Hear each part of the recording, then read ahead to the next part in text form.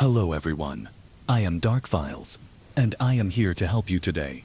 I know you use this video to fall asleep, so before that, like the video and subscribe to the channel. Also, where are you from and what time are you watching? Now, get comfortable and relax. My wife and I, both tired of the frantic pace of life back in the States, decided to move to Scotland 5 months ago. We found a small, weathered farmstead on the edge of a quiet town. The kind of place you see in postcards, rolling hills, fog creeping through the valleys, a patch of forest across the road. Everything seemed perfect at first. The people in town were friendly enough, the kind that wave when you pass them on the road. But there's something off. It's not the kind of thing you notice right away. It's the subtle things, the long drawn-out silences at night, the way the wind sounds different here, like it's carrying whispers. I didn't notice it immediately. I was busy settling in, working on repairs around the property, getting used to the rhythms of the land. But over time, something started to bother me. It crept in, like an itch you can't scratch, until it was too much to ignore. It started with the dreams. At first, they seemed harmless. Vivid, sure, but harmless. In each one, I was running through the thick dark forest across the road. My heart would race, and the world around me would pulse with an unnatural rhythm, like the very ground beneath my feet was alive. But then the dreams came more often, night after night. Each time they grew more real, more urgent. I'd wake up drenched in sweat, heart hammering in my chest, only to find myself lying in the same place I'd fallen asleep, the quiet of the house pressing in around me. One night, I had had enough. I couldn't shake the feeling that something was wrong. Something was watching. So, I left the warmth of my bed, pulled on my jacket, and went out onto the porch, trying to shake the restless feeling. The cold air hit me like a slap, but I didn't go back inside. I stood there for what felt like hours, staring across the road at the forest, the trees standing like silent sentinels in the moonlight. That's when I saw it, a shape just beyond the edge of the trees, a shadow that didn't belong. I don't know why I didn't tell Shelley right away. Shelley's my wife, by the way. She already felt so out of place here, so far from home. She'd taken to humming lately, and I feel like it's a nervous tic for her. I didn't want to make things worse for her, especially when I wasn't even sure what I'd seen. At that moment, I convinced myself it was nothing, just the shadows playing tricks, the kind of thing anyone might mistake for a person out of the corner of their eye. But it wasn't like I could just dismiss it, either. I mean, the forest across the road isn't exactly close. There's a stretch of yard between the house and the trees, and whatever I'd seen wasn't standing out on the road. It was deeper, further in, beyond the line where the trees start to swallow up the light. I'd also been having those bad dreams, and how could I trust my own eyes when I was barely sleeping, waking up in the middle of the night, with my heart pounding? I didn't know what I had seen, but I didn't want to scare Shelley. Not when she already felt so displaced here. She might think I was losing it. But that was the way things were for a week or so. Pretty simple. Shelley and I settled into a routine. I work from home, so my days were spent in front of a screen, responding to emails, writing reports and the like. Shelley had inherited enough money that as long as she kept some funds tucked away in index funds and didn't splurge on things we didn't need, we could live comfortably here. The farmstead was quiet, peaceful, even. We had plans. We'd start small, make some repairs, and maybe get a few animals. The previous owners had goats and sheep, though the enclosures weren't in much better shape than the rest of the property. Most of the posts weren't even in the ground anymore, and a few of the stone fences were buckled and broken. I filled in the gaps where I could, but there was one spot, a stretch of old stone wall, that looked like it had been hit by a car. Still, the place was cheap. I had no complaints. The goal was early retirement, and we were on track. The slow, quiet life was exactly what we had envisioned. Then something happened to Blair.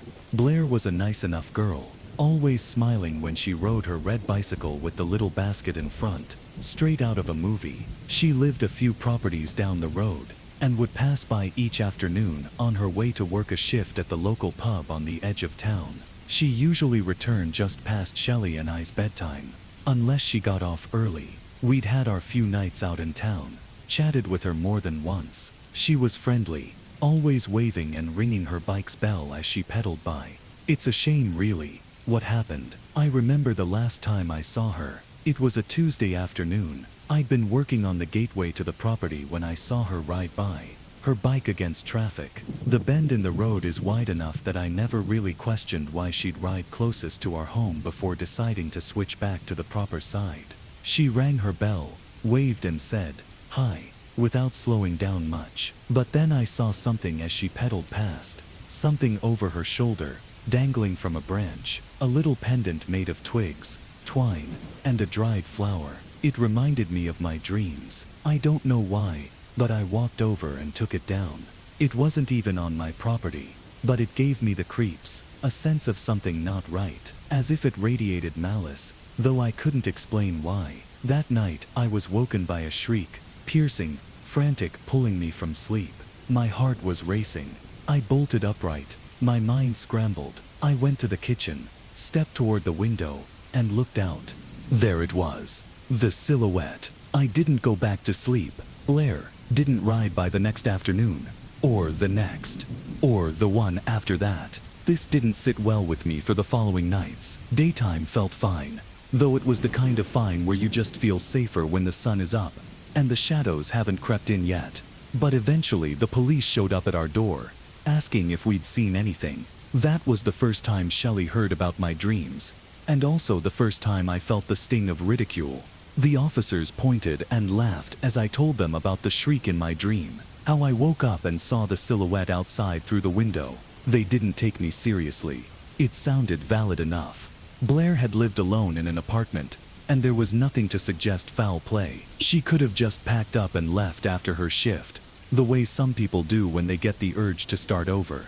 Aside from her boss doing a wellness check, no one else seemed overly concerned.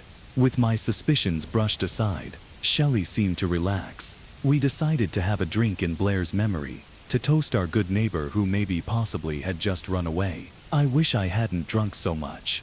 By the time we got home, I was tipsy enough to stagger, and Shelley was, well, Shelley was far beyond that. I shouldn't have driven, but aside from my terrible parking job, no real harm was done. We stumbled into the house too drunk to care about anything else, and fell asleep quickly. But in my dreams, things had changed. The pulsing now danced in red and blue at the edges of my vision, like neon lights flickering in time with my heart. This time, I wasn't in the forest. I walked toward it from my own home. In the distance, a lute played, soft, lilting and strange, carried on the wind. It wasn't the song itself, but the whistle that followed it, a tuneful, rhythmic whistle that drew me in, like a melody I should know. I reached the road, and that's when I heard it. A woman's giggle, light and playful. I crossed the street, shoving branches aside as I swayed into the forest. Even though I'd peered into it countless times, every time the light seemed to disappear the moment I got close, swallowed up by the trees. But not this time.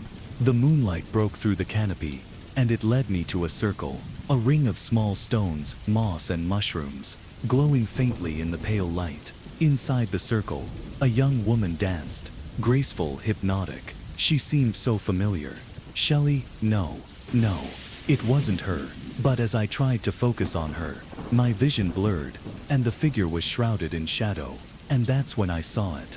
A bike, a red bike, just beyond the woman, leaning against a tree. The same red bike Blair had ridden, the same basket, and the same little bell. My heart pounded. I glanced back at the woman, and the instant my eyes met where hers would have been, something happened. Her neck snapped to an unnatural angle. Her arms dropped to her sides, and her wrists tilted in such a way that her fingers, her nails pointed straight at me, like they were attack vectors, ready to strike. The sound of a lute string snapping echoed in the dream, and that was when my body went into full prey mode.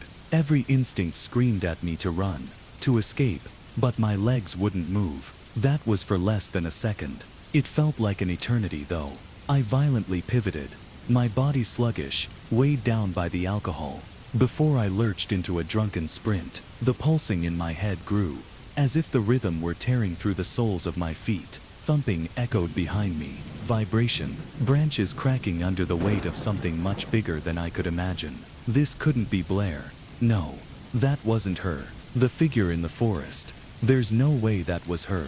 I crashed into trees, my shoulders scraping against rough bark. I hadn't wandered this deep into the forest, but I could see it now.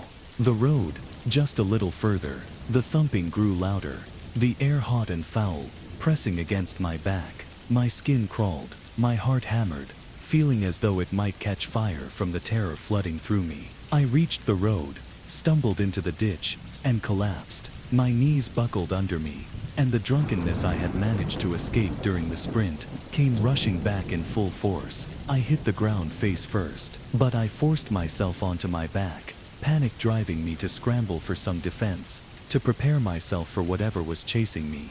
And that's when I saw it. A little girl, in the tree line, stopped and stared right at me, next to something much larger, the thing I had seen before, but now, next to the girl, it was massive, trollish, ogreish.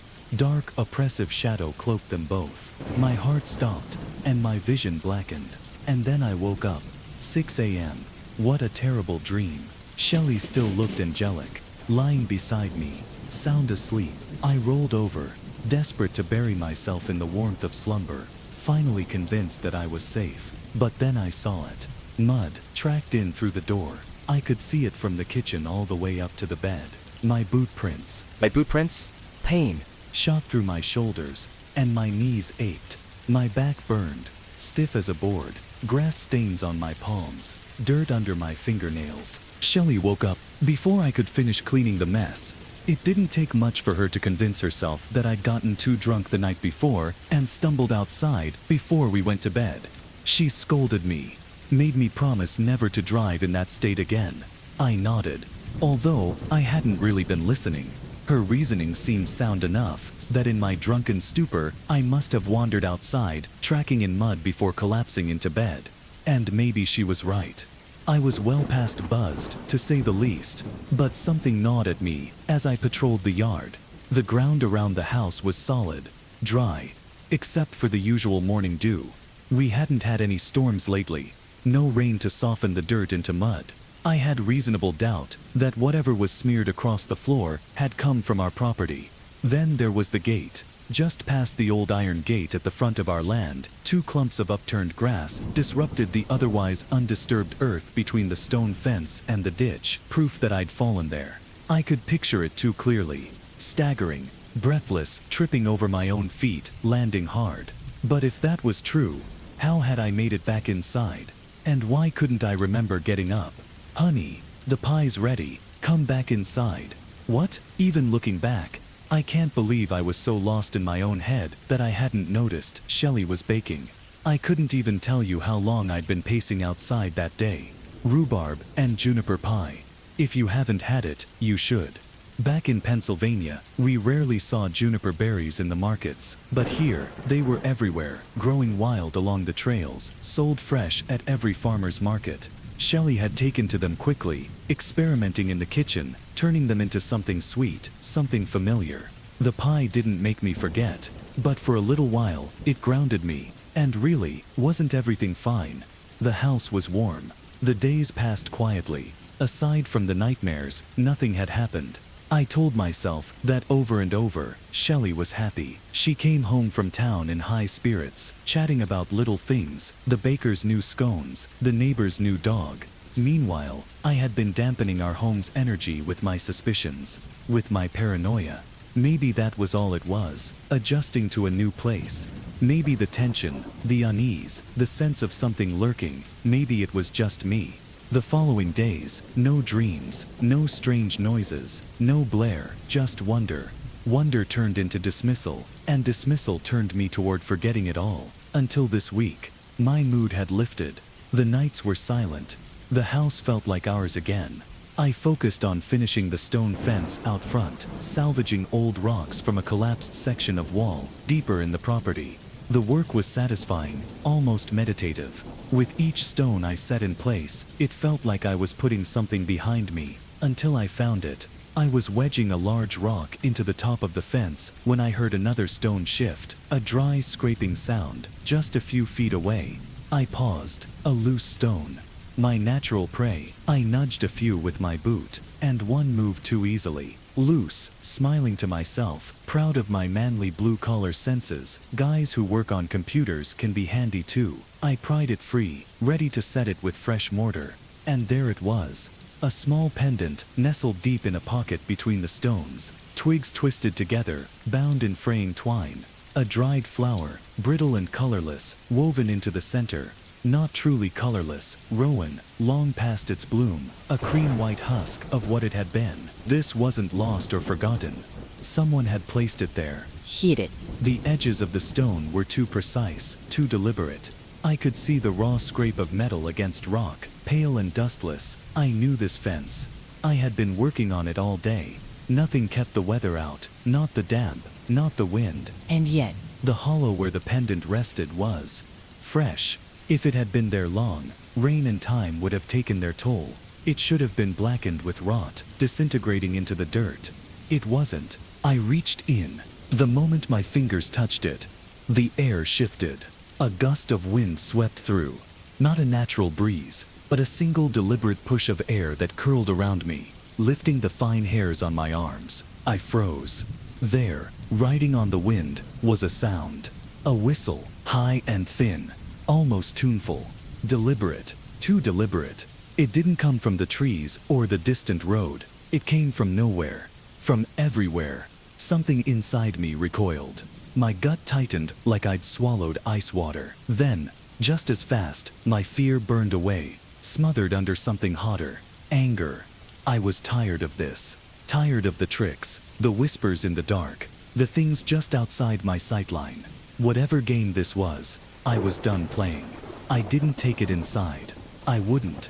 Instead, I carried it far out back and threw it, hard, into the underbrush. Let the woods have it. Let whoever put it there, come and get it. I could even feel like they were watching. The hairs on the back of my neck, raising just for me to pat them back down. I dusted off my hands, turned toward the road, and started walking. I was going to our neighbor's house. I needed answers. By the time I reached the Aikens property, the sun was leaping from its peak, pressing heat into my shoulders, soon to set. Stuart and Elsie were always welcoming.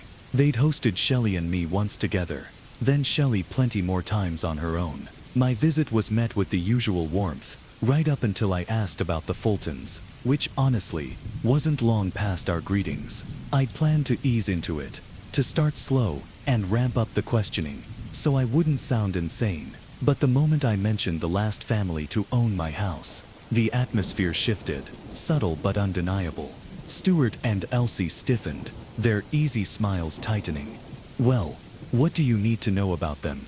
Stuart said. "They aren't coming back." What?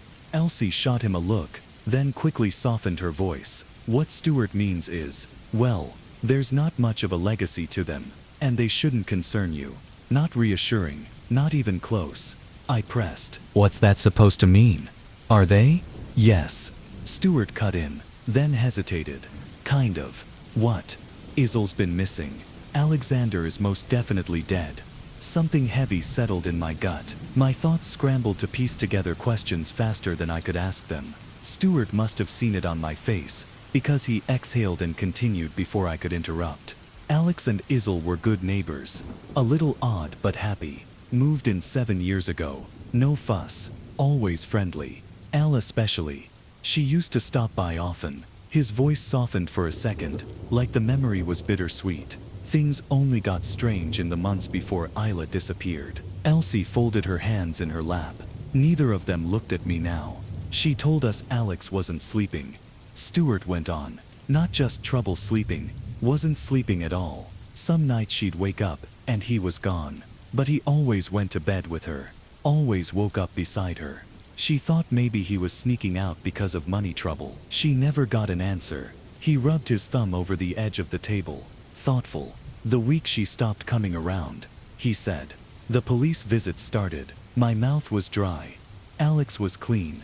Stuart said. "Not a single person believed he hurt her. You have to understand. He wouldn't. They weren't just some new couple who moved in. They grew up here. Childhood sweethearts. That house was their first home together." Stuart exhaled sharply, then stood and walked to the far window. He pulled back the curtain, revealing a small familiar shape tucked on the sill. A pendant, twigs, twine, and a dried rowan flower. The same damn thing I found in my fence. Wards, Stuart said. He picked it up, rolling it between his fingers. Alex gave us a bunch of them, told us to tuck them around our homes. Said the forest took Isel, said it took his wife, and before he left, he told us to keep the wards up. My skin prickled. Left? I asked. Stuart's fingers went still against the twine. He said he was going to get her. He placed the ward back on the sill, then crossed the room to another window. This time he pulled the curtain back and gestured outside. Last time we saw him, he said, nodding toward the bend in the road near my house, was that night. I stepped closer and followed his gaze. A couple 100 yards away, just past the curve, lay the tree line. The forest's edge, dark even now, with the noon sun glaring overhead. The wind barely stirred the branches. It was clear that night. Stuart continued, voice quieter now. No moon, no clouds, just stars. He exhaled through his nose. We watched him walk in right there, lantern in hand. Never saw him come back out. Something inside me sank. They found him the next week. Stuart finally said. His parents went to check on him. Guess through everything, he'd never missed his Wednesday call with his May. He let out a slow, weighted breath. Coroner said, heart attack, but he was in his bed, on his side of the bed, looking up at the ceiling, arms at his sides, fully dressed, mud on his boots. I swallowed. We keep the wards up, Stuart said, voice low. He looked down at the one in his palm, frowning. Just in case. Stuart opened his mouth to say more, but I cut him off. I shouldn't have even let him speak as long as he had. Not after realizing what I'd done, what I'd taken down. The wards. They had been separating my house, my wife, from whatever was in the forest. My stomach clenched. I need to leave. Now. Please, can I have one of those wards? Elsie looked like she was about to protest, lips parting with the kind of words people say to reassure themselves more than anyone else, that I wouldn't need it, that Alex had lost his mind, that it was just a story, just superstition. But Stuart knew. He raised a hand, silencing her before a single syllable could escape. His expression was unreadable, but there was something in the way his gaze lingered on me. A weight, a quiet understanding, like he had been waiting for this. With a small nod of his head, he gestured toward a drawer. Elsie hesitated, then opened it. Inside, lying in a thin layer of dust, were 3 more of those brittle little charms, twigs bound in knotted twine, flowers long dead. They must have been sitting, forgotten yet deliberately kept. I didn't wait. I grabbed them and turned for the door, my pulse a dull roar in my ears. I had to get home. I had to get them back up before sunset. As I stepped off the porch, I heard it, the soft, deliberate click of the Aiken's door latching shut, and then the lock turning. I must have looked like a madman, sprinting straight for the house. I didn't care. I needed time, as much as I could steal before the light bled from the sky, and darkness took its place. Cutting through the yard, my breath ragged, I caught movement. A figure in the window. Shelley. She passed by the bedroom window upstairs, the soft glow of the lamp outlining her familiar shape as the sun began to lower itself beneath the other side of our home.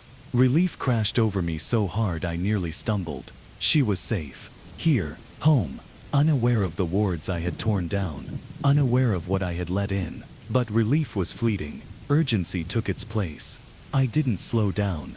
I couldn't. I barreled through the front door, barely remembering to close it behind me before rushing to the windows. One by one, I placed the wards, my hands shaking as I set them on the sills. They felt too small, too fragile.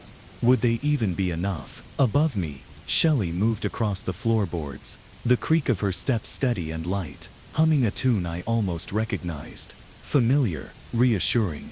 But there was one more ward. I had to find it. Without stopping to catch my breath, I tore back outside, the last remnants of daylight stretching long and thin over the grass. The sun was almost gone. I ran, to the back, to where I had thrown it. I found it faster than I expected, almost as if it had been waiting for me. Snatching it from the grass, I didn't hesitate. I sprinted back, my pulse hammering in my ears. The sky had darkened just that much more, shadows stretching and swallowing the last light. I nearly slammed into the front door as I stumbled inside and closed it behind me. Heart still pounding, I recouped for 30 seconds or so, catching my breath, and then the handle turned. The front door creaked open a few moments later, and there was Shelley, standing in the doorway, holding a little woven basket full of juniper berries. Her face was flushed from the cold, strands of hair falling loose around her cheeks. I shoved the ward into my pocket, forcing my breath to steady. She giggled. "Well, what had you running like that, you goof?" Her smile was warm, teasing. "Couldn't even hold the door for your wife." I blinked. She wasn't home. "I thought you'd been inside," I said quickly, covering the rush of unease creeping up my spine. "That's my bad, darling." "They found him the next week," Stuart finally said. "His parents went to check on him. Guess through everything, he'd never missed his Wednesday call with his mater." He let out a slow, weighted breath. "Coroner said heart attack, but he was in his bed, on his side of the bed, looking up at the ceiling, arms at his sides, fully dressed, mud on his boots." I swallowed. "We keep the wards up," Stuart said, voice low. He looked down at the one in his palm, frowning. "Just in case." Stuart opened his mouth to say more, but I cut him off. I shouldn't have even let him speak as long as he had. Not after realizing what I'd done, what I'd taken down. The wards. They had been separating my house, my wife, from whatever was in the forest. My stomach clenched. "I need to leave. Now, please. Can I have one of those wards?" Ilse looked like she was about to protest, lips parting with the kind of words people say to reassure themselves more than anyone else, that I wouldn't need it, that Alex had lost his mind, that it was just a story, just superstition. But Stuart knew. He raised a hand, silencing her, before a single syllable could escape. His expression was unreadable, but there was something in the way his gaze lingered on me. A weight, a quiet understanding, like he had been waiting for this. With a small nod of his head, he gestured toward a drawer. Ilse hesitated, then opened it. Inside, lying in a thin layer of dust, were 3 more of those brittle little charms, twigs bound in knotted twine, flowers long dead. They must have been sitting, forgotten yet deliberately kept. I didn't wait. I grabbed them and turned for the door, my pulse a dull roar in my ears. I had to get home. I had to get them back up. Before sunset, as I stepped off the porch, I heard it. The soft, deliberate click of the Aiken's door, latching shut, and then the lock turning. I must have looked like a madman, sprinting straight for the house. I didn't care. I needed time, as much as I could steal before the light bled from the sky, and darkness took its place. Cutting through the yard, my breath ragged, I caught movement, a figure in the window. Shelley. She passed by the bedroom window upstairs, the soft glow of the lamp outlining her familiar shape as the sun began to lower itself beneath the other side of our home. Relief crashed over me so hard, I nearly stumbled. She was safe, here, home, unaware of the wards I had torn down, unaware of what I had let in. But relief was fleeting. Urgency took its place. I didn't slow down. I couldn't. I barreled through the front door, barely remembering to close it behind me before rushing to the windows. One by one, I placed the wards, my hands shaking as I set them on the sills. They felt too small, too fragile. Would they even be enough? Above me, Shelley moved across the floorboards, the creak of her steps steady and light, humming a tune I almost recognized. Familiar, reassuring. But there was one more ward. I had to find it. Without stopping to catch my breath, I tore back outside, the last remnants of daylight stretching long and thin over the grass. The sun was almost gone. I ran, to the back, to where I had thrown it. I found it faster than I expected, almost as if it had been waiting for me. Snatching it from the grass, I didn't hesitate. I sprinted back, my pulse hammering in my ears. The sky had darkened just that much more, shadows stretching and swallowing the last light. I nearly slammed into the front door as I stumbled inside and closed it behind me, heart still pounding. I recouped for 30 seconds or so, catching my breath, and then The handle turned. The front door creaked open a few moments later, and there was Shelley, standing in the doorway, holding a little woven basket full of juniper berries. Her face was flushed from the cold, strands of hair falling loose around her cheeks. I shoved the ward into my pocket, forcing my breath to steady. She giggled. "Well, what had you running like that, you goof?" Her smile was warm, teasing. "Couldn't even hold the door for your wife." I blinked. "She wasn't home. I thought you'd been inside," I said quickly, covering the rush of unease creeping up my spine. "That's my bad, darling. I check in early as I always do when traveling. The walls are old and yellowed. It's evidently an older hotel than I thought. At first I don't mind. There's something satisfying about having an actual key to your room rather than a key card. Makes me feel like I'm living in a simpler time." As I finish checking in, I turn around to head to my room. I see a woman sitting on the weathered bench, sobbing profusely. I ponder whether I should say something to her, but I decide against it. I make it to my room. It's dimly lit with ancient light fixtures. All wood furnishings make up the room. Again, it's old, but I kind of enjoy it. Yellow curtains line the window. The neon glow of the hotel sign gleams in through them. I unpack my things and call it a night. That morning I awake before the sun rises, ready for my early morning run. I exit my room and head down the poorly lit stairs. As I round the corner, I jump in fright. Hanging from the window is a woman in a bright red dress. Her black hair covers most of her face, but it's still a ghastly sight. My head swirls with anxiety. I feel like I may pass out. I dart down the rest of the steps, shielding my eyes as I run past the poor woman's body. I make it to the front desk, frightened and out of breath. There's no one at the desk, so I ring the bell. Anxiously, I wait. No one shows up. Ringing the bell over and over now. I'm growing impatient. I call out to see if anyone is working. They must be. Yes, it's early, but this is a hotel. Don't they usually have something at the front desk at all hours? I left my phone in the room, so I decide to walk to a police station. I head for the door, only to find it won't open. No matter how hard I try, it won't budge. Pondering what to do, I decide to head back to my room and call the police on my phone. It takes a long time, but I work up the courage to walk back up those stairs. As I reach that dreaded corner, she's gone. The woman is no longer there. A chill runs down my spine. I sprint back to my room, locking the door behind me. I grab my phone and dial 911, but the call won't go through. I open the door. The woman stands in the hallway before me, her black hair still covering her ghastly face. Her dress is now white. She meanders towards me. I scream and shut the door. The door bangs and a horrific growl comes from the other side. I stand and stare at the door in horror. The noises slowly fade away, but I'm still on edge. I wrap myself in my covers, on full alert. My eyes don't blink for hours. A knock at the door makes me nearly jump out of my skin. Room service. Still scared and unsure, I approach the door. Hesitantly, I crack it open. Sure enough, a short older lady stands there with a cart of towels and bedsheets. I run past her into the hallway. She shoots me a judging glance. I sprint my way down the now empty stairs, approaching the front desk once again. I try to open my mouth to explain what I'd seen, but nothing comes out. The woman at the front desk stares at me. I turn around and head for the door, grabbing the handle.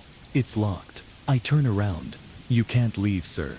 "What?" She smiles. I fear I may have to make my way up those stairs once more, and that dreaded woman may very well be waiting for me.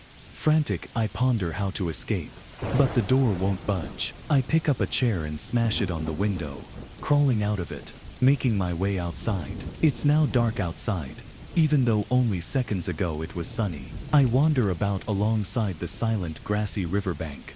A horrible noise breaks up the silence. Coming from the other side of the river is a horrible scream, though I cannot see where the noise originates from, because of the tall grass. I'm frozen in fear as the scream only grows louder, and then abruptly stops. Following this, I hear a thump and then something rolling down the grassy hill, followed by a splash. It's fallen into the river.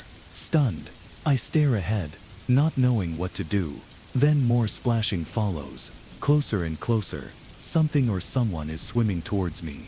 I jet off in the opposite direction. I must have run for 3 hours straight. When I finally stop, I look up, only to see I'm back at the hotel. Footsteps steadily grow louder behind me, so I have no choice but to enter the hotel once more. After a long drive, I sit on the sand, squinting in the harsh sunlight. The sound of kids playing and the seagulls' cacophonous squawking blend together over the rolling waves. Salt water and sunscreen scents the surrounding air around us. My dad and brother set up the umbrellas and chairs while I lounge in the singular chair I set up. Yes, I know. I'm lazy. Oh, hey, did you see that picture they got of the moon? Jeremy says. He drops the umbrella in a hurry to grab his phone. In doing so, he cuts his arm on the metal pole. Jesus, watch what you're doing, says my father. At least I'm doing something. Part of me feels guilty, but what am I to do? It's not my fault. He's always been a dumbass and I've always been the favorite. Jeremy dusts sand off of the screen of his phone with his shirt. A goofy grin grows upon his face. I can tell he's excited to tell me something. I roll my eyes in anticipation. Says they found life. Can you believe it? Look at this. It looks human. Really weird. He shows me the picture on his phone, but it's in grainy black and white. It shares similarities with an ultrasound picture, which makes sense. Funny. I guess babies resemble aliens when they're first born. Jeremy certainly did. No, that's not real. I retort. No dude. It's from NASA. That can't be right. I say, come on man. That even looks fake. You believe everything you're told. Last year you believed you spotted that skinwalker near Megan's house. I say, my nostrils beginning to flare. I did, he says. Whatever, I say, rolling my eyes. I want to enjoy the beach, not argue. Jeremy huffs, putting his phone back into the chair, stuffing it into his sandy shirt, and picks up the sunscreen. Despite the arguing at the store, he insisted we buy this new brand, this mineral sunscreen crap. See, Jeremy's gotten into a wacky mindset. Now he's worried chemicals and artificial shit are in everything. He won't buy any product if he doesn't scan it on this stupid app he bought. Yes, bought. I mean, who even pays for apps anymore? I digress. This stuff was odd. First, it was the color gray. Who'd ever heard of gray sunscreen? Second, it smelled of the ashes of a fireplace if you had poured water on them, say 5 minutes ago. Real specific, I know, but that's the only way to describe that stench. Me. I refuse to use it. I'll stick to my harmful chemicals or whatever. Disgusted, I watch as he coats his body in this gray goop, mixing it with the sand that covers him. I can't help but laugh at how ridiculous he looks. As he reaches for his arm, he continues slathering the horrid concoction onto himself. Not paying any mind to the gash he received a few minutes earlier, he winces. Hey idiot, you have a cut there. You shouldn't put sunscreen on it. You should. I paused, my words from the sight of pus pouring from Jeremy's wound. It's overflowing, and has the texture of sea foam. What the fuck? Jeremy yells, as his skin bubbles and turns green. With no warning, his body swells, taking on the likeness of a bloated whale. I dart back, knocking my chair over violently in the process.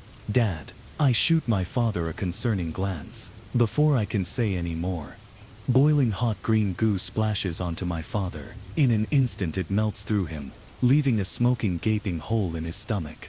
I'll never forget that final look on his face, of pure confusion and fear. Now in place of Jeremy, a ghastly green acid-like substance boiling through the sand. My own father lies slouched over in his beach chair, his charred entrails exiting the wound in his gut. Coming close to passing out, I managed to be saved by pure instinct. I knew if I stayed on that beach any longer, I'd be dead too. Unshakable urges to vomit overcome my body. As I trudge forward in the wet sand, puke plummets out of my mouth, covering the sand beneath my feet. I think about how disgusting this situation is, however I lack the ability to do anything about it. The sounds of beachgoers screaming fills the air, drowning out the relaxing waves heard not too long ago. It's spreading. In the distance amongst the chaos, I spot a man screaming in the waves, jolting his arms. Only where his arms should be were pulsing red tentacles made out of his blood. I knew we should have stuck with the regular sunscreen. In my escape, I noticed one man who seemed unfazed, dressed in unassuming beach attire, but oddly enough, he appeared to be taking notes. As I ran, I caught his view. He raised his arm and pointed at me. I can see he's speaking to somebody, possibly on a headset. This caused me to sprint even faster. I made it off the beach, and am now sitting in the hotel room by myself, too shaken to even clean up myself. I tried to look up the mystery sunscreen brand, but found no results. Absolutely nothing. But it seems like something more. Did the other beachgoers use the same sunscreen too? That couldn't be the case. And what about the guy in the water? Oh God, I can still hear the screams. What the hell caused all this? My deep thoughts are interrupted by some commotion outside my room. I think someone's at the door. It was late, a typical night, and I was laying in bed scrolling through my phone, trying to fall asleep. My room is on the first floor of a 3-story house, facing the front yard. The night was cool and quiet, almost too quiet. I wasn't thinking about much, just trying to drift off to sleep. Then I heard it. Initially, it was a cat, I presumed, yowling. At first, I didn't think anything of it. It's a sound I've heard before. Stray cats fighting, in heat or mating, just being their usual noisy selves. But this was different. It was eerie. The yowling wasn't just a cat in heat. It was raw and desperate. A kind of noise that made your blood run cold from the sheer volume and intensity. The sound echoed through the night, tearing at the stillness. It seemed to be coming from right outside my window. I was irritated, annoyed more than anything, but I got up and went to the window to see what was going on. I was already too tired to deal with it, but curiosity got the best of me, so I peeked outside. Nothing. The street was empty, bathed in the dim light of the street lamp. No cat, no sound, just the quiet, empty night. Ticked off since I couldn't find the source of the noise. I returned back to my bed, trying to shake off the weird, uneasy feeling settling in my chest. The house was still once again, the ambient sound of crickets and cicadas melding into a cacophony, creating an eerie atmosphere. After tossing and turning for a while, I grabbed my phone and tried to focus on the screen, willing sleep to overcome me. But then it came again, louder this time, closer. That same mind-numbing yowl. My patience was wearing thin at this point. Feeling my blood pressure rise, I groaned and got up, making my way back to the window. I was already tired and frustrated, so I was not in the mood to deal with whatever animal was causing this nonsense. But when I looked outside again, there was nothing. The yard was empty. The street lamp's light casted long shadows, distorting its shape, making it look like a dark, slender figure. It looked a little off-putting, but I knew it was just a trick of the light. There was no cat, nowhere to be seen. Eager to find the source of the intruding noise, so I can be at ease, I stayed by the window a little longer, scanning the shadows, waiting for the sound to reappear. But nothing. Absolutely nothing. I was starting to feel quite unsettled. The sound, though absent, seemed to reverberate in the air, ringing in my ears. I couldn't shake the feeling that something wasn't right, but I forced myself to shrug it off. I turned off my phone, lay back down in bed, and closed my eyes, hoping sleep would overtake me once again. And just when I thought I can finally rest, I heard it. Mem. Yell h. Louder. More urgent this time. That same deafening yowling. But this time, the yowling sounded different. It sounded as if someone or something were trying their very best to imitate the sound of a cat yowling. To make things worse, adding to my growing fear, it sounded as if whatever was making that noise were right inside my room. I bolted up, my heart racing. My mind scrambled to make sense of it. How could whatever it was be inside my room? There was no way. But it was there. Faint but unmistakable. The sound was all around me, encompassing itself among the darkness of my room. I raced to the corner of my room, my hands shaking as I flicked on the light switch. In a daze, my eyes adjusting to the bright light. I noticed something immediately. The moment the light flooded my room, the sound had stopped. It went dead silent.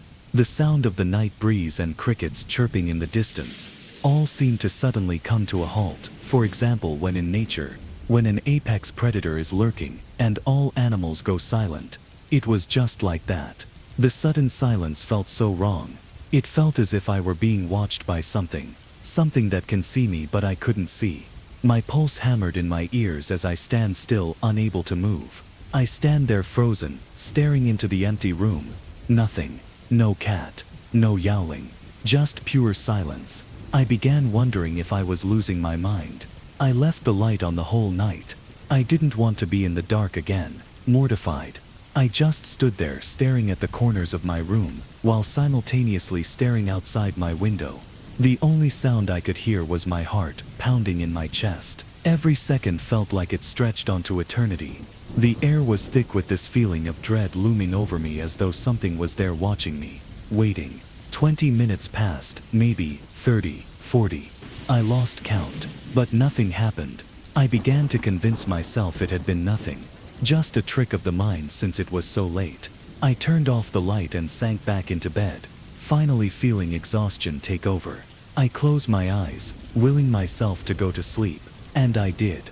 As I managed to fall asleep, I relaxed and eased a little bit, but it was short-lived. I found myself in a dream, a nightmare that felt like one of those dreams where you're reliving memory you had, but it was twisted and its events altered. I was running down a street. My street. But it was wrong. Everything was warped and distorted. The trees bent at odd angles, the shadows stretched too long. The sky looked odd, confused too as why I'm running. I looked behind me. I couldn't see anything, but I knew something was chasing me. I could feel it. The weight of it. The pure anger and hatred emanating from whatever it was. But I couldn't bring myself to look back again. Giving in to my fear and piquing curiosity. I couldn't take it anymore, so I glanced over my shoulder while sprinting at full speed. And there it was. An entity. It was enormous. Darker than anything I had ever seen. Its form shifted and morphed like shadows dancing in the night. It was impossibly large, towering over me. Its eyes glowed a dark red, and I felt a cold rush of dread wash over me. As it moved closer, its footfalls shaking the ground beneath me, I turned and ran as fast as I could. But it was gaining on me, getting closer and closer. I felt it come right up behind me. Its breath on the back of my neck. It chuckled. A laughter low and guttural echoing in the air. And then suddenly everything went dark.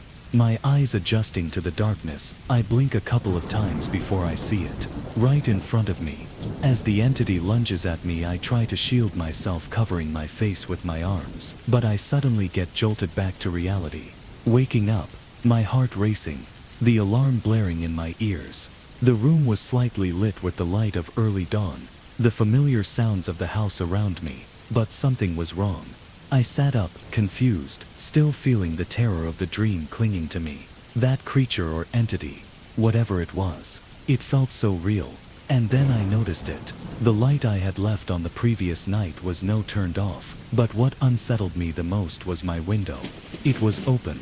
I'd locked it the night before, right after the whole situation with the yowling being inside my room. I was sure of it. But there it was, slightly ajar, as if someone had opened it up and hastily tried to close it. I froze. I couldn't explain it. My mind scrambled to make sense of it, but I couldn't. My heart pounded in my chest as I hurried to the window, closing it, locking it tight. But the feeling I had from the night before, the feeling of being watched, it never left. The rest of the day passed in a haze. I was distracted during work, unable to shake the thought of the nightmare. The terrifying visuals I had of that dark thing chasing me. Although it was a dream, I remembered its features so vividly. I knew something wasn't right. I tried to ignore it for the time being and continued with the rest of my day. Coming back home after a grueling day of work, I was treated to an unexpected surprise. When I pulled into my driveway later that evening, I saw it. A black cat. It darted across the yard, fast, almost at an unnatural speed. I stopped and got out of the car, thinking I'd check on it. I didn't want to be paranoid, but something about that cat made me connect the dots. I felt quite off. I looked around and lo and behold, that cat was gone. Nowhere to be seen. I couldn't shake the feeling of being watched. I went inside, still feeling very queasy about this whole situation, so I tried to distract myself with video games, and it did help a little. But the feeling of dread gnawed at me. It felt as if someone or something was just waiting, barely out of sight, stalking me. I went to bed early that night, hoping for the rest I couldn't get the night prior. But as soon as I felt myself nearing sleep, I heard it again. The same noise I heard last night. The cursed yowling, distant, faint at first, but after a couple of minutes it was louder, closer. I wanted to ignore it. I wanted to believe it was just some stray cat who was in heat that was hiding in someone's garage or something, but deep down, I knew it was no ordinary cat making that god-awful noise. Despite the yowling, I somehow managed to fall asleep, accepting whatever was out there was just a cat. However, as if on cue, I felt a sense of dread, unlike anything I'd had ever felt before. I awoke immediately, blinking rapidly to adjust my eyes into the darkness. Trying to get up, I realized that I couldn't move. I was paralyzed, but it felt like something was pressing down on me. My body refused to obey. Panic arose in my chest as I struggled to move my limbs. Realizing during the moment that I was having an episode of sleep paralysis, I began reciting an incantation in Islam called Ayatul Kursi, a prayer that gives whoever recites it a means of protection against malicious entities. I could only move my eyes, so I screamed the prayer in my mind. While reciting it, I slowly began regaining control of my body, and doing so, I was able to slightly turn my head, and I looked over to my window. There it was, the cat I had seen in my drive when I came home from work today. The damned black cat who was at the center all this blasphemy. It was sitting on the windowsill. The window again was open. Its eyes glowed the same dim red in my nightmare. Its yowling was a screech now. It was practically screaming, but something was wrong. So terribly wrong. This was no ordinary cat. Its limbs bent at an odd angle, and something about its eyes didn't seem right. As I lock eyes with this cat, I suddenly freeze in horror as I watch its body contort and morph. I watched as its legs twisted and bent backwards. It was like its bones had been rearranged, contorting in ways that no living can survive. The sight of it made me feel sick to my stomach, my skin crawling as I take in this insidious sight. I wanted to scream. I wanted to yell for help so badly, but I still couldn't move. I couldn't breathe. Then the cat did something impossible. It stood up on its two bent legs, and it smiled at me. The damn thing straight up looked at me and grinned, its face turning demonic. My heart stopped.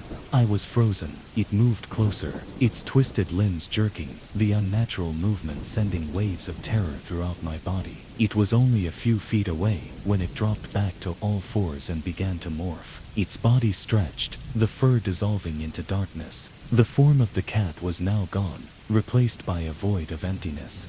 A mass of black energy that pulsated and rippled, its shape constantly shifting, and then I heard it. A voice, a ragged voice sounding like someone whispering. The words sounded strange, foreign but somewhat recognizable for me, something between Urdu and a language I had never heard of before. It didn't matter though. All I cared about was getting out of this situation. The sound of its voice made my blood run cold. By this time, I had finished reciting Ayatul Kursi and began regaining control of my limbs. Just as I was about to move without warning, the creature looks at me, its demonic grin dissipating into pure anger. It lets out an awful blood-curdling shriek and jumps out of the window, looking at me one last time before its body, twisting in the night, disappears into the shadows. I lay there motionless, paralyzed. The terror clung to me like a second skin. I was dumbfounded. Did that really just happen to me? Am I safe after that? Will it come back for me again? These questions stuck with me a while after my encounter with that entity. I couldn't sleep that night, nor the night after. Every time I closed my eyes, I felt that same presence, lurking just beyond my perception, waiting for the perfect opportunity to strike. As time passed, days stretched into weeks, weeks into months, but that strange cat never showed up again. Hopeful, I wish it was gone for good, but I knew it was still out there, watching, waiting for me at my most vulnerable state. I realized at the time I was at a low point in my life. I wasn't very religious and participated in a few illicit activities, including but not limited to smoking and drinking, having sex, often with women who I wasn't married to, and just not having a nice clean home. All things that jinns are attracted to. In the days that followed, however, things seemed pretty normal, a bit too normal. But every time I passed a reflective surface, a shadow flickered at the edge of my vision. Every time I closed my eyes in the dark, I felt the weight of unseen eyes violating me. The terror of what I saw, what I heard, never truly left. It clung to me like a second skin, and every night, as I try to sleep, I can sometimes still hear it. The faintest, most chilling yell in the distance, closer, always closer, never truly leaving me. The unseen, its beady red eyes watching, just waiting for me to make a mistake. Nathan had always been drawn to the sea. Something about the endless horizon, the salty air and the rhythmic crashing of waves brought him peace. So when he found an old, abandoned lighthouse for rent at a bargain price, he couldn't resist the opportunity to live out his dream of solitude by the shore. Locals in the nearby town of Black Hollow warned him against it. The fog, they said. It whispers. You don't want to be out there when it rolls in. Nathan dismissed their superstitions. Fog was just condensed water vapor, nothing more. And if the townsfolk were trying to scare him away, it wouldn't work. He moved in the following week, unpacking his few belongings into the lighthouse's stone interior. At night, he lay in bed listening to the waves crash against the cliffs below, feeling at peace. For the first few days, life was perfect. He painted in the mornings, took long walks along the shore in the afternoons, and read by lantern light in the evenings. The fog came in almost every night, thick and impenetrable, but Nathan paid it no mind. That is, until the night he heard it.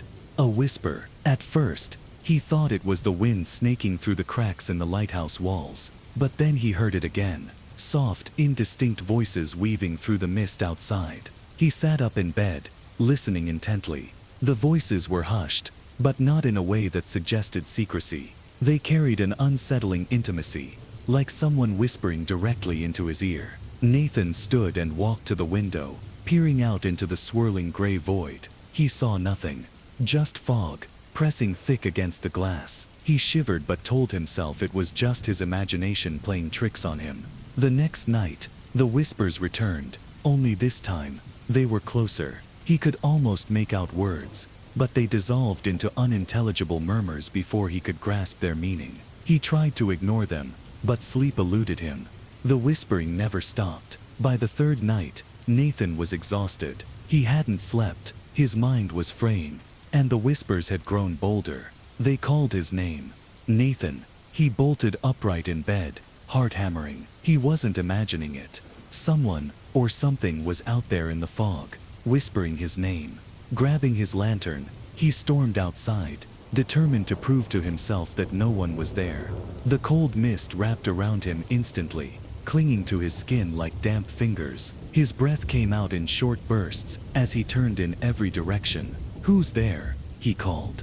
Silence. Then right behind him, so close he could feel the breath on his neck, came the whispered reply. "Come see." Nathan spun around, but there was nothing but fog. His chest tightened as panic clawed its way up his throat. He stumbled back inside, bolting the heavy wooden door. The whispers surrounded the lighthouse now, circling it, rising and falling in an eerie chorus. He covered his ears, but it was useless. The voices weren't coming from outside. They were inside his head.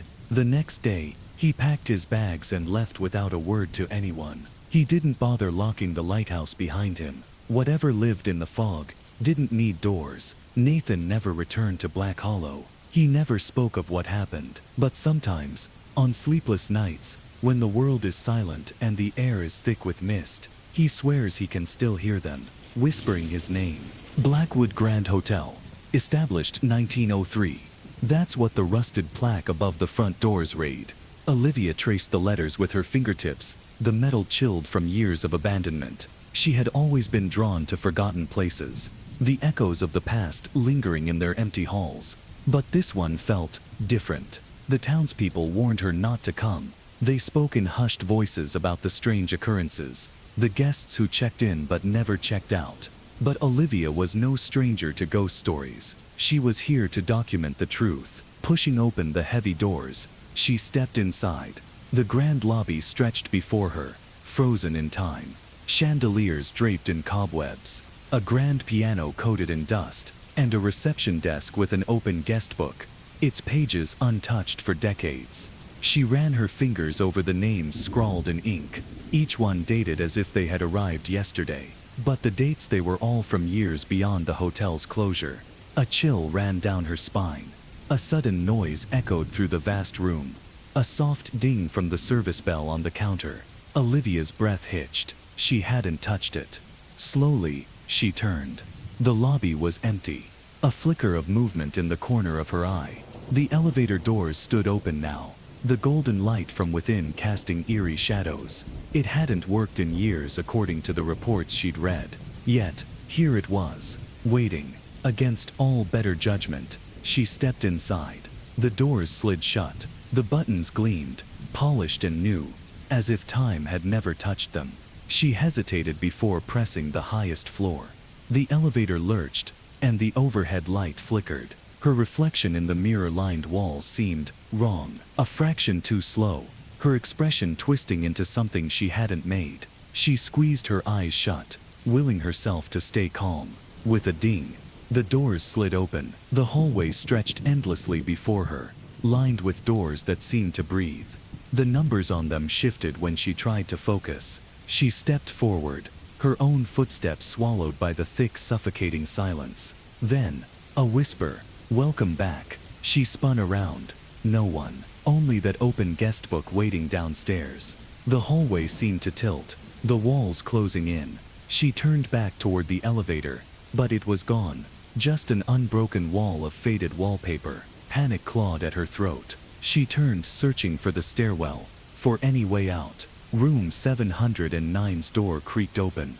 Darkness yawned inside, deep and endless. The whispering grew louder, a chorus of voices beckoning her in.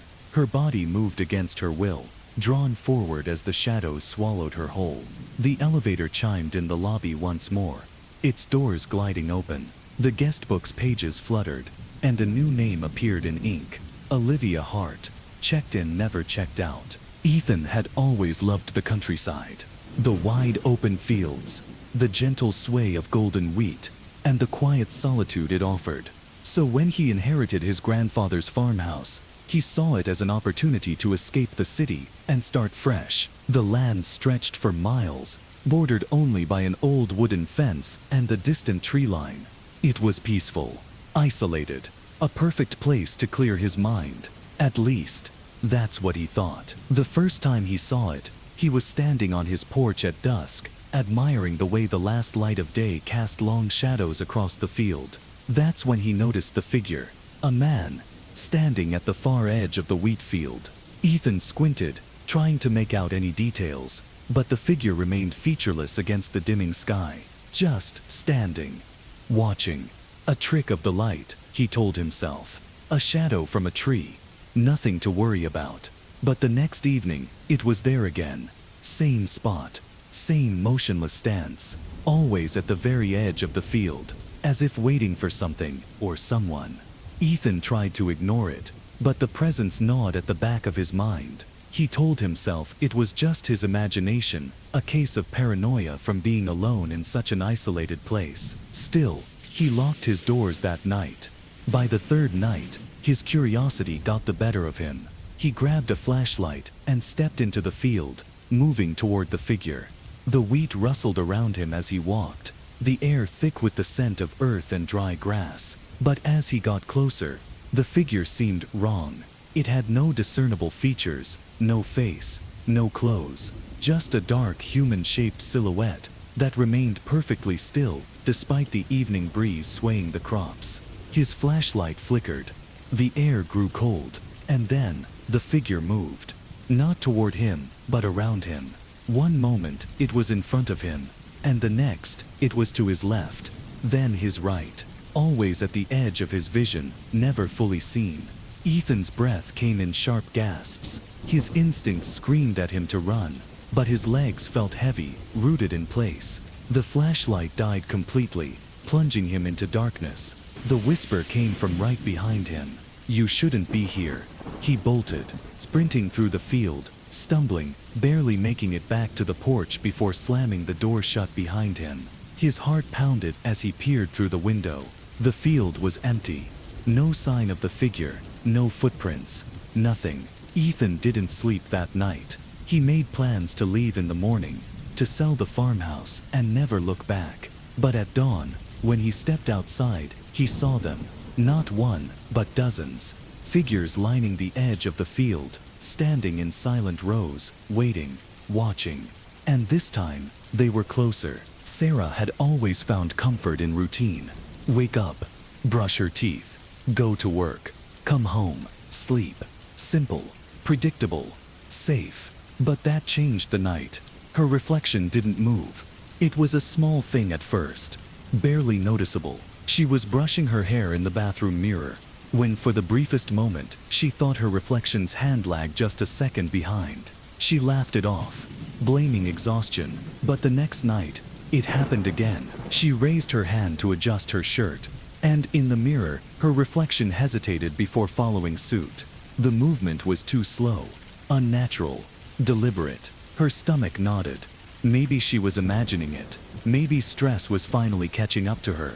Then came the smile. She wasn't smiling, but her reflection was. Sarah froze, her breath catching in her throat. The face staring back at her wore her features, but the expression was wrong. Too wide, too knowing. She stepped back from the mirror. Her reflection didn't. The room tilted. This wasn't possible. She reached toward the glass, and her reflection did the same. Only now, its fingers curled against the surface as if trying to push through. A whisper curled around the edges of her mind. Let me in. Sarah stumbled backward, nearly tripping over the bath mat. Her heart pounded as she flicked off the bathroom light and fled to her bedroom, shutting the door behind her. She avoided the mirror for days, covered it with a towel, refused to look into anything that could reflect back at her. But she could feel it, the weight of unseen eyes pressed against her, lurking just beyond the glass. Then one night, the towel was gone. Sarah's stomach dropped. She hadn't touched it. The bathroom light flickered as she stepped inside. The mirror was clear, untouched, her own wide-eyed reflection staring back at her. For a moment, she thought it was over, that she had imagined everything. Then her reflection blinked. She hadn't. The other Sarah raised a hand, pressing her palm to the glass, that too wide smile stretching her face. And then, she stepped forward, not just in the reflection. The glass rippled like water, and before Sarah could scream, a cold hand wrapped around her wrist and yanked her toward the mirror. Darkness swallowed her whole. The next morning, Sarah woke up in her bed, the sun streaming through the window. Everything looked the same, felt the same, except for the mirror. She turned to face it, heart pounding, and there, inside the reflection, the real Sarah stared back, mouth open in a silent scream, pounding on the glass. It started as a whisper. Late at night, just as Daniel was drifting off to sleep, he'd hear it, a voice, faint and distant, calling his name, Daniel. At first, he thought it was his mind playing tricks on him. The old house he had just moved into creaked and groaned with age, the wind slipping through cracks in the walls. But then, the whispers became more distinct, more insistent. One night, he followed the voice. The hallway stretched before him, dark and endless. His feet moved against his will, carrying him toward the attic door at the end of the hall. The voice was clearer now, echoing from behind the wooden barrier. Daniel, come up. His fingers trembled as he reached for the handle. The door creaked open with agonizing slowness, revealing a narrow staircase spiraling into darkness. Cold air rushed past him, thick with the scent of dust and something rotten. He knew he should turn back. He knew he should run. But something pulled him forward. The attic was empty. Bare wooden floors stretched to the far corners, dust motes dancing in the moonlight, seeping through a single cracked window. Then he saw it. A chair sat in the center of the room, and on it, a mirror, tall, old, its gilded frame tarnished with age. It shouldn't have been there. He hadn't brought it up. His breath hitched as he stepped closer. His reflection stared back, eyes hollow, face pale, and then it smiled. Daniel's stomach twisted. He hadn't smiled. The reflection lifted its hand, curling one bony finger, beckoning him closer. He took a step back, his pulse hammering in his ears. Then, the whisper came again. But this time, It wasn't from the mirror. It was behind him. Daniel spun around, but the attic was empty. A sharp, icy breath ghosted against his ear. "Stay." The door slammed shut. The house groaned, the very walls seeming to pulse and breathe around him. The reflection in the mirror rose from the chair, stepping forward, toward him. Daniel pounded against the attic door, screaming, but the wood held firm. In the mirror, his reflection grinned wider, eyes dark as an abyss. And then, it stepped out. The last thing Daniel saw was his own face staring down at him as the world around him turned to black. The next morning, Daniel woke up in his bed. The sun was shining. The house was quiet. Too quiet. He sat up, rubbing his temples. Had it all been a dream? Then, he caught sight of his mirror. His breath hitched in his throat, because in the reflection, the attic door was still open. In the early 2000s, an entire town went missing for a year. There was no evacuation order, no natural disaster, no signs of struggle, just a quiet, abrupt disappearance. One day, the town was there. The next, it wasn't. Satellite imagery confirmed it. Roads that once led into the settlement faded into overgrown trails. Utility lines stretched into empty fields. Even the town's name was erased from state records, as if it had never existed at all. And then, just as suddenly, it came back. A surveyor spotted it first. He was mapping a new highway route when his GPS glitched, showing a location that shouldn't exist. When he followed the road, he found himself standing at the edge of a town that hadn't been there the day before. The streets were intact. The houses stood just as they had a year prior. Storefronts still displayed faded closed signs in their windows, untouched by time or weather. But the town was empty. No people, no vehicles, no signs of life at all. The air smelled stale, as if it had been sealed away. Doors stood ajar, revealing homes frozen mid-moment, meals half-eaten, water left running in sinks long dried out. The school still had lesson plans scrawled on the chalkboards, dates circled from the week the town vanished. Clocks hung on the walls, hands unmoving, all frozen at the same exact time. 3:17 a.m. The investigation that followed raised more questions than answers. Security footage pulled from nearby camera hard drives showed the townspeople going about their normal routines until the final recording. A grainy gas station camera caught the last moments before the disappearance. At 3:16 a.m., streetlights flickered. The sky above the town turned a deep, unnatural black, and then, static. When the footage resumed, the town was gone. Authorities tried to make sense of the town's reappearance. Soil samples, radiation tests, air quality scans, all normal. The case was quietly buried, dismissed as a mass evacuation event with no official explanation. The town was left to rot, a curiosity for urban explorers and conspiracy theorists. That was how the reports told it anyway.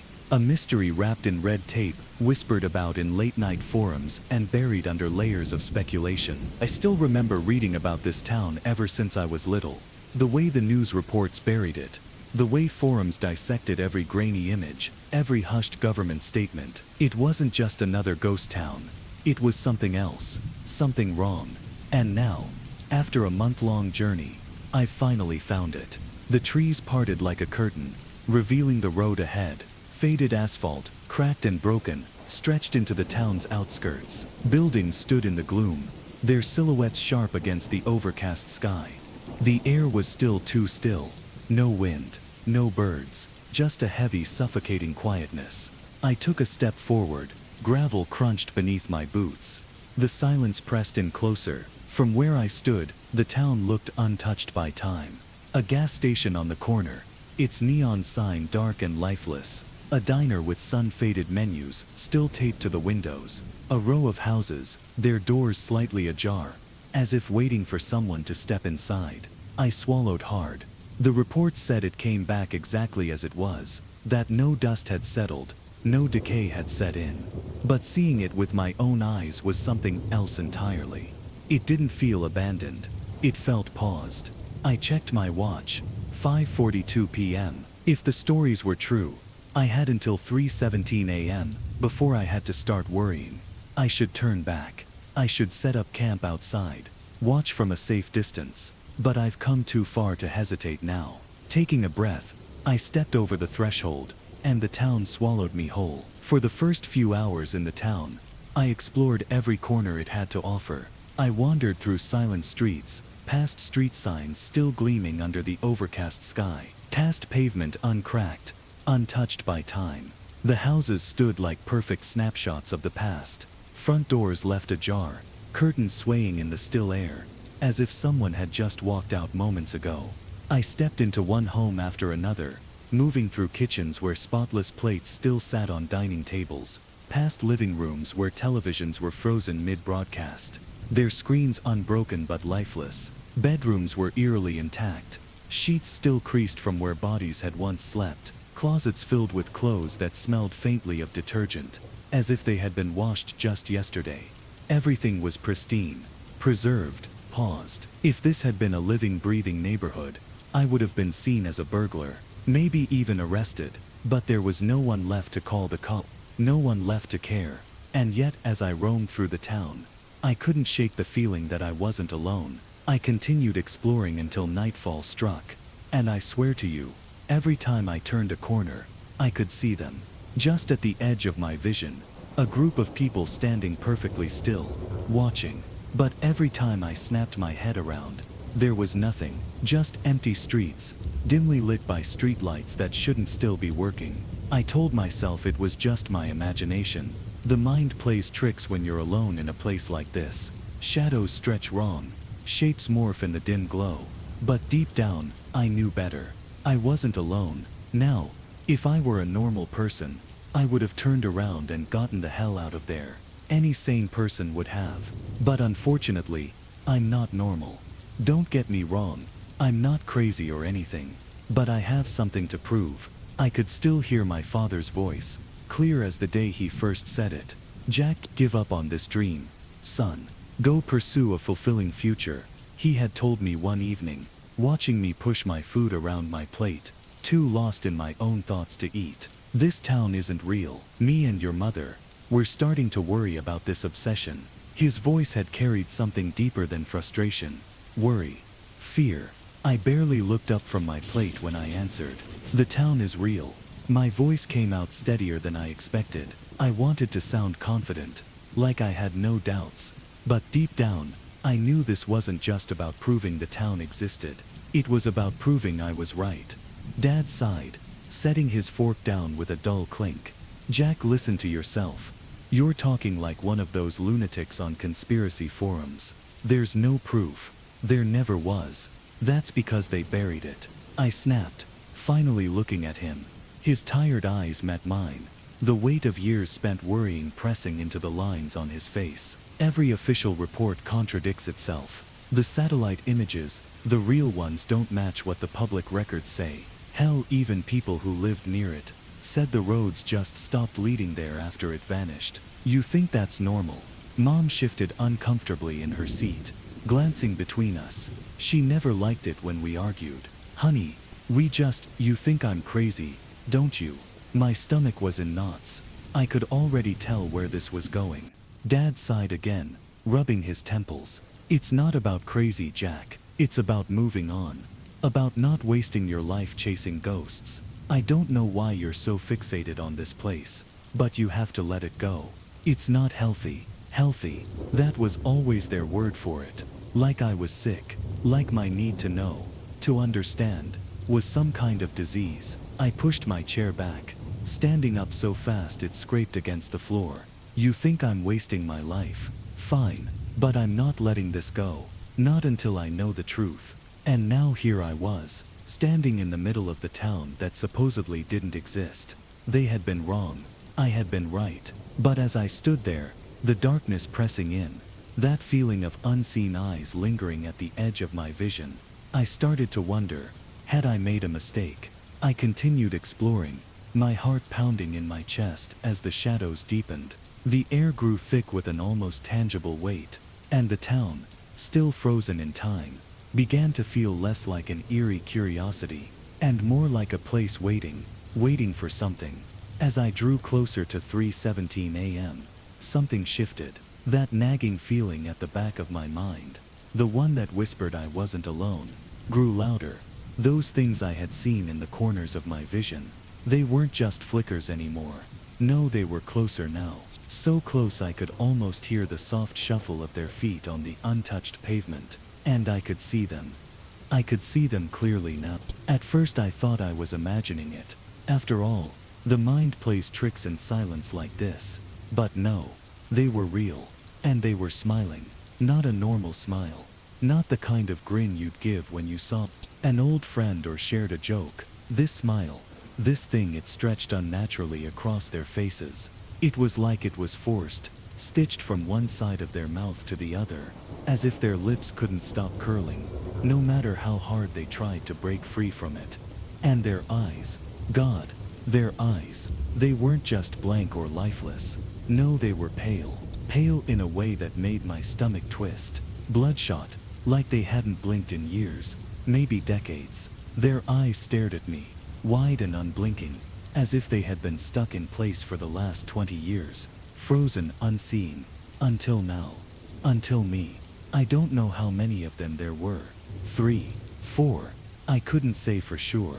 They appeared out of nowhere, stepping from behind lampposts, peering from behind the corners of houses, slowly inching toward me, their smiles never faltering. Their presence was suffocating, and every step I took seemed to pull them closer, like magnets drawing me in. I could feel my breath hitching in my throat. What the hell were they? My mind screamed at me to run, to get the hell out of there before they reached me, before they closed the distance. But my legs felt like lead, my body frozen in place. One of them took a step forward, and I could hear the creak of their bones, an almost imperceptible sound that made my skin crawl. Their smile grew wider, impossibly wide, and the corner of their mouth twitched with a sickening, inhuman joy. I took a shaky step back, but my feet felt as if they were glued to the ground. The darkness around me seemed to pulse, to throb with a rhythm that matched my panicked heartbeat. It was like I was staring at something that shouldn't exist, something that was never meant to be real. But they were here, and they were waiting for something, waiting for me to cross a line I didn't even know was there. The air shifted again, stale thick, and I could feel it. The moment was approaching. I had moments left. 3:17 a.m. was closing in. I didn't want to be here when it hit, but there was no turning back now. It was around 3:15 a.m. when they finally spoke. At first it was just a low murmur, something barely audible, like a whisper carried on the wind. It was unintelligible, a jumble of sounds that scraped against my nerves like broken glass. My skin prickled, and every inch of me screamed to run, to turn around and leave this god-forsaken town behind. But then as the clock ticked closer to 3:17, their voices began to clarify. In perfect chilling unison, all of them, those pale-eyed, bloodshot creatures spoke. "You're going to join us. There's no getting out." The words hit me like a punch to the gut. My breath caught in my throat, a cold shiver crawling down my spine. How the hell did they know my name? I staggered back, my feet slipping on the cracked pavement, my mind struggling to process what I was hearing. There was no way they could know me. They couldn't. They were just things stuck in time, ghosts of a town that wasn't supposed to exist anymore. But they repeated it, over and over, each of them speaking in perfect harmony. Their voices twisted and warped, yet unmistakably clear. "Jack, you're going to join us. There's no getting out." It wasn't just a warning. It was fact etched into the very air around me. The way they said my name, Jack, it wasn't just recognition. It was ownership. As if they had always known me. As if they had been waiting for me. I stumbled back, almost tripping over the curb, as I tried to make sense of it all. Who were they? What were they? Why did they want me to join them? And was I the first one? Or had they taken people before? The smiles stretched wider on their faces, those unnatural grins that seemed to grow with every passing second. And their eyes, those dead, lifeless eyes, never left me. They were watching, waiting, and all I could do was stand there, rooted in place, paralyzed by the cold certainty of their words. I tried to move, to run, but my body felt heavy, Every instinct told me to flee, but my feet wouldn't respond. The town had a grip on me now, a grip I couldn't break free from. And then, just as the final seconds ticked away, just as the hands of the clock came within a hair's breadth of 3:17, their voices came again, louder this time. Dare, there's no getting up. Dare, there's no getting up. This was the last known record of Jack's experience, buried deep within a 4chan thread that someone had tried and failed to erase. His words lingered like a ghost in the machine, a warning lost in the depths of the internet. The air grew heavier, pressing against my chest as I stared at the figures. Their smiles widened, their bloodshot eyes locking onto mine. And then I saw him, the younger one. His face was like the others, frozen in that unnatural grin. But his eyes, they were different, less faded, less hollow, almost familiar, almost human. My breath stopped as I realized where I'd seen him before. In the missing persons posters, the grainy photo, the desperate pleas from a family who had long given up hope. It was Jack. The Jack from the forums. The Jack who had written those final frantic words. The Jack who had vanished just like the others. The clock ticked, 3:17 a.m.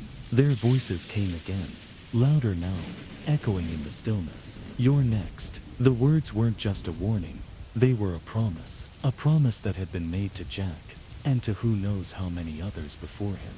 And now, it was my turn. I wanted to run, to scream, to do anything, but my feet were rooted to the ground. The town had claimed me, just as it had claimed Jack, just as it would claim anyone foolish enough to seek its secrets. And as the darkness closed in, I understood. The town wasn't just stuck in time. It was alive, hungry, waiting for more to join it. The air grew colder, the silence heavier, and I felt it. The pull, the inevitability. My feet moved on their own, carrying me toward the figures, toward Jack, toward the grinning, pale-eyed things that had been waiting for you to join them. I've been an avid hiker for well over 10 years now, and an outdoorsy person for my whole life. Nature has always been a place that makes me feel free.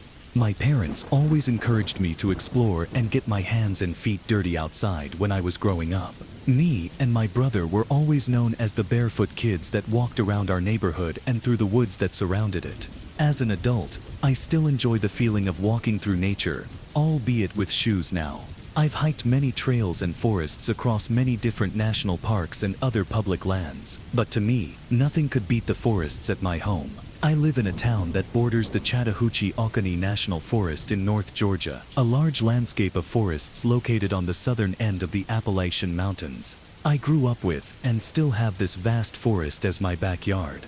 As such, whenever I'm stressed or just needing some fresh air, I'll either take a short drive to one of the many hiking trails, walk on it for a bit, and then step into the woods and do some off-trail hiking, or simply walk to the edge of my backyard, hop a small fence, and begin exploring the section of the forest that borders my neighborhood. I know people say that's a dumb and unsafe thing to do, and after everything that has happened, I see why now. But at the time it was something I've done many times before for my whole life. After a particularly long day at work, I decided a little outdoors adventure would do me some good. I changed into some hiking clothes, put some waters and granola bars in my backpack, placed my compass around my neck, walked to the edge of my backyard, and hopped the fence. I've read many scary stories about paranormal things happening in the woods. I know all the cliches of the bad vibes, the forest getting quiet, the coppery smells, and the rules if you are in the Appalachians. And to be honest, it was always so dumb to me. I spent my whole life in these woods, and the scariest thing that had happened to me up to this point was having a deer jump out right in front of me because I accidentally walked up on it while it was sleeping. This day was no different. The sun was out, the birds were singing, and I was already feeling better. I wish I had turned back then. I made it about a half-mile into the woods and was about to turn back. I was taking a breather and drinking one of my waters by a creek between two small hills when I heard it. Being next to the creek, the noise was hard to make out, but just over the hill in front of me, I could hear a person talking. What? I muttered to myself. I have looked over maps of this area before. There shouldn't be a house or even a hiking trail for another mile. Immediately there were two thoughts. Either this is someone like me who just wants to be alone, or it was someone who was lost. I used some rocks to step over the creek, and began moving up the rhododendron-covered hill slowly and quietly. I wanted to hear what the person was saying to know if they needed help. It wasn't long before I had two realizations as I got closer to the crest of the small hill. 1. It wasn't a person, it was people. What sounded like a lot of people. And 2, they weren't talking, they were laughing. As I inched closer to the top, now squatting low to the ground, the laughs were becoming and more clear, but somehow that just made it stranger. The laughs sounded normal enough, but they were forced. Like when someone tells a joke and everyone in the group is laughing and you laugh along even though you don't understand the joke. It was normal people laughs, but it sounded breathy and devoid of genuine emotion. No words, no jokes, just constant laughing. I should have turned back. I had no reason to look over that hill. Whatever was going on, it wasn't my business. I should have slinked back down, crossed the creek and booked it back home. But something was calling me. Something in my head was screaming at me to look over that hill. It wanted to know what they were laughing at. It wanted to see what was so funny. On the other side of the hill were probably 15 to 20 people. They were all dressed in normal hiking attire. Some looked a little dirtier than others, but otherwise they looked fine. They were all laughing, spinning around, patting each other's backs, moving around in uncoordinated, almost dance-like movements. If you imagine what a weird group acid trip looks like, you probably aren't far off. I remember thinking how funny it looked, and the longer I looked at the people, the funnier it seemed. Looking back, this doesn't make sense. It didn't look funny to me even then. It looked strange and unsettling. Looking at them left a pit in my stomach, but it was like my mind would only let me feel humored by it. Like looking at them was some kind of drug. That's when it happened. A single breathy laugh escaped my mouth. Immediately, unnaturally, the crowd of people stopped laughing and rigidly turned to face me with wide, toothy smiles and emotionless eyes. I swear some of them turned in a way that was so fast and awkward that it couldn't have been done by a human. Their facial expressions were unsettling. They smiled, but in a way that looked like you would have to really force to keep your lips stretched so wide. Their eyes looked filled with the same lack of emotion that is present in their strained laughs. Immediately the humorous drugged feeling left me and was replaced by a fear that no person should ever experience. The creek behind me was silent now. It was like my fear had drowned out all noise. Then they scattered. Some sprinted. Others got on all fours and crawled into the dense brush. The noise was back now. I could hear the birds, the wind, the creek, but I could hear something else. Laughing. I let out a scream and began to run. I sprinted down the hill, jumped clean over the creek, and kept running in the direction I came. The laughing was everywhere. I could hear it to my right and left and right behind me. But when I looked for who was laughing, all I saw were trees and bushes. As I ran by a bush at the top of a hill, I saw an arm shoot out of it with an ear-piercing laugh to follow. I ducked under it, but they grabbed my backpack and pulled it. Maybe I was just off balance, but the thing that grabbed my backpack felt like it had the sturdiness of a tree. My backpack was immediately ripped off me, and I was sent tumbling down the hill. The adrenaline was pumping at this point. Any pain would have to wait. The laughing was getting closer. Once I stopped rolling, I sprung back up and kept running. I kept running for what felt like hours, using the game trails I used to reach that wretched place. Even as the laughing became distant, I kept running. I knew they would catch me if I stopped. I ran until my chest and stomach slammed into the chain-link fence of my backyard. Once inside, I locked every door, closed every blind, and cried on the floor like a child. That was 2 weeks ago. I haven't stepped foot in the forest since that day, and I don't plan to do so anytime soon. I always thought the forest was a part of my home, that I could be comfortable there. But I know that isn't true now. All the joy, all the peace that nature once brought me is now replaced with this sinking feeling of dread every time I imagine being in the woods. The forest isn't my home, it's theirs, whatever they are. And they don't like that I trespassed. I'm writing this now because earlier today I heard a thud on my back door window. When I went to investigate, I found a single granola bar sitting in front of the door. When I stopped and looked at the woods, I heard it. It was faint, but it was there. the sound of breathy laughter coming from deep in the woods. Michael was not just a photographer and an urban explorer. He was the life of every party, a guy with an infectious laugh and a knack for capturing the unseen.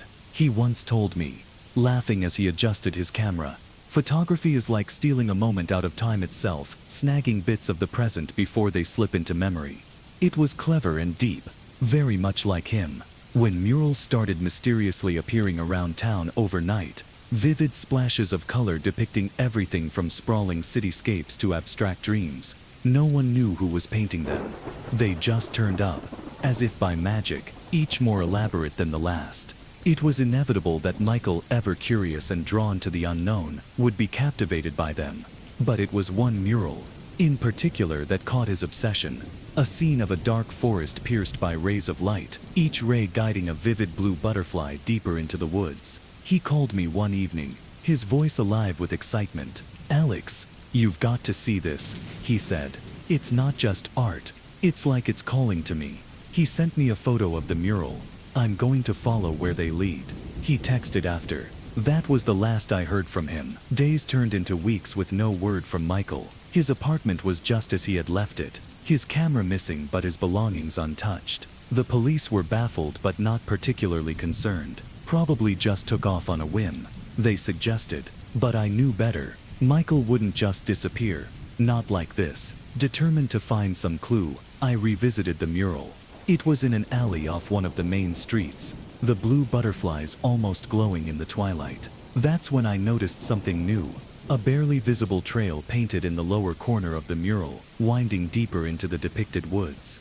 It hadn't been there before, had it? Days spent scouring city records and online forums led me to discover two more murals, each with the same blue butterflies. The second was on the side of an old warehouse, showing a figure that bore a striking resemblance to Michael, walking deeper into a similar forest. The third, found just inside a railway tunnel, was more disturbing. A group of faceless figures stood at the edge of the forest, surrounded by those same butterflies.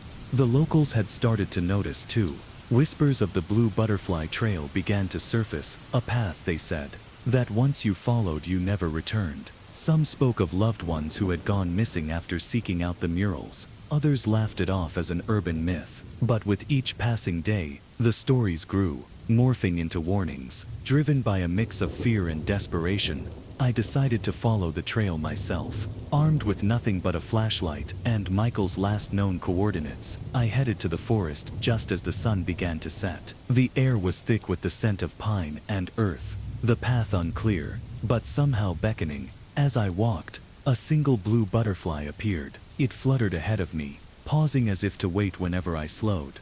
The deeper into the forest I went, the more butterflies appeared, their wings a stark contrast against the darkening woods. They led me to a clearing, where the trees parted to reveal a strange structure at the center, a colossal twisted sculpture made of reflective surfaces that fragmented the surrounding wilderness into a dizzying kaleidoscope of colors and shapes. Suddenly, the air turned cold, and a chilling whisper seemed to echo from the trees. "Turn back," it murmured, almost inaudible yet impossible to ignore. Ignoring the warning, I pressed on, driven by a need to find Michael and bring him home. It was here I saw Michael. He was standing motionless before the sculpture, his back to me. As I approached, the crunching of dead leaves underfoot seemed to reverberate through the silence like distant thunder. Slowly he turned to face me, and the sight stole the warmth from my veins. Michael's eyes, once vibrant and full of life, were now dull and hollow, as if the very essence of his soul had been drained away. His face, pale and gaunt, bore an expression of profound emptiness. It was as though he was looking through me, or perhaps seeing something beyond this world. His gaze fixed on a point far away, that only he could discern. His lips parted slightly, as if he were about to speak, but no words came. Only a faint trembling breath that seemed to carry the weight of unspoken horrors. In a voice barely his own, chilling and void of warmth, he whispered, "I thought I was stealing moments out of time. But here, in these woods, the moments steal your soul." His movements were stiff and unnatural, as if each motion was a tremendous effort. The blue butterflies encircled him, their presence eerily synchronous with his shallow, labored breathing. They landed on him gently, their bodies momentarily merging with his, giving him a spectral, otherworldly appearance. Then, as if summoned by some unseen signal, they began to scatter into the sky, their wings catching the last light of dusk, shimmering as they ascended. As the butterflies lifted into the air, Michael's form became increasingly indistinct, blurring with the falling shadows until, all at once, he was gone. All that remained was the echo of his last words, hanging in the chilling air. Horrified yet transfixed, I stood alone in the clearing. The friend I had come to save now vanished, swallowed by the legend of the blue butterfly trail. Who would believe such a story? Reporting it seemed futile. It would only serve to deepen the mystery and my despair. I never went back to that forest. I wrote about it all. Michael's disappearance, the mysterious origin of the murals, the legend that had sprung up around them. The story spread like wildfire, each reader adding their own theories and fears into the mix. The murals remain, their colors vibrant against the concrete and brick of the city. The blue butterflies have become a symbol of the unknown, a reminder of what might lurk just beyond the corner of our eyes. And sometimes, late at night, I hear the faint flutter of wings, the soft rustle of leaves. Every now and then, a lone blue butterfly appears on my windowsill, its wings glinting in the moonlight before it flies off, beckoning me back to the forest. Each time a part of me yearns to follow, to uncover the truth waiting in those shadows. But then I remember the silence of the woods, the feeling of being watched, and I stay away, for now. But the deeper call of the woods, like a siren's song, tempts me with its secrets, promising answers that are perhaps best left unspoken. I currently attend a university. I won't say here, but just know that for the sake of this story, during the week, I go to my classes Monday through Friday, and I go home on the weekend to spend time with my parents. My apartment I reside in, the building of which is right next to the university, is 2 stories with the front doors of each apartment immediately leading to outside, with no interior section of the building to speak of. I love my apartment. It's really small, but I'm never the type of person to shy away from making a place fit my interests and hobbies to a T. I was also always a cautious person, with my keyring also holding pepper spray, and the countless horror podcasts and horror movies I watched never helping. Living in an apartment alone, however, was always worth it to just live in a world of my own. I write in my spare time, but I'm mostly into crocheting whenever I had free time. It's just something I never really seemed to put down. And once I started a project, I couldn't seem to stop. Other than the noisy neighbors I have, I never complain. I can heard everything they say, but it's not their fault. The walls in between the apartments are paper thin.